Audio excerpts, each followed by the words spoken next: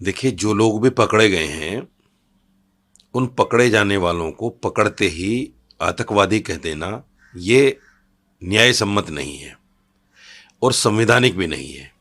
क्योंकि देश की एक प्रक्रिया है कि जांच के नाम पर पहले किसी को पकड़ा जाता है, फिर उस पर एफआईआर होती है, फिर वो कोर्ट जाता है और कोर्ट जाकर ये तय होता है कि ये आदमी मुजरिम है, मुलजिम है या नहीं। कोर्ट जब तक तय न कर दे, किसी को आतंकवादी नहीं कहना चाहिए।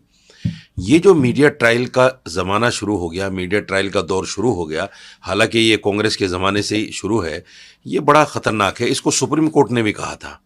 इसी तरह के एक मामले की सुनवाई करते हुए सुप्रीम कोर्ट ने कहा था कि मीडिया ट्रायल का होना उसके पूरे ख़ानदान को और उसकी ज़िंदगी को ख़त्म कर देता है।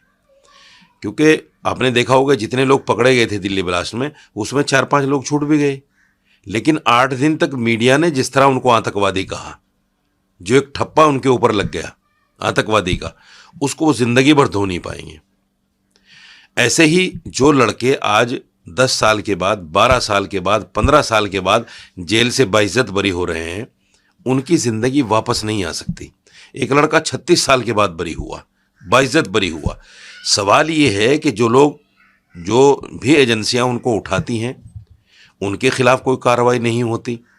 जो लोग उनको आतंकवादी कहना शुरू करते हैं, उनके खिलाफ कोई कार्रवाई नहीं होती। सरकार उनको कोई कंपनसेशन नहीं देती।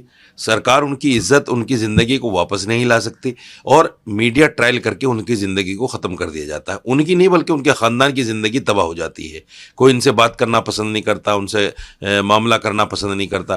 तो मेरा कहना ये है कि उनको आतंकवादी कहना, और इस तरह के जो, मैं मानता हूं अगर कोई आदमी आतंकवादी की हिमायत भी कर रहा है दबे लफ्ज़ों में, तो उसको गोली मार देने का कह देना, ये तो उससे भी बड़ा आतंकवाद है। यो भी बीजेपी के एमएलए ने कहा है, मैं उसको कंडम करता हूं और ऐसे आदमी के खिलाफ कार्रवाई की मांग करता हूं।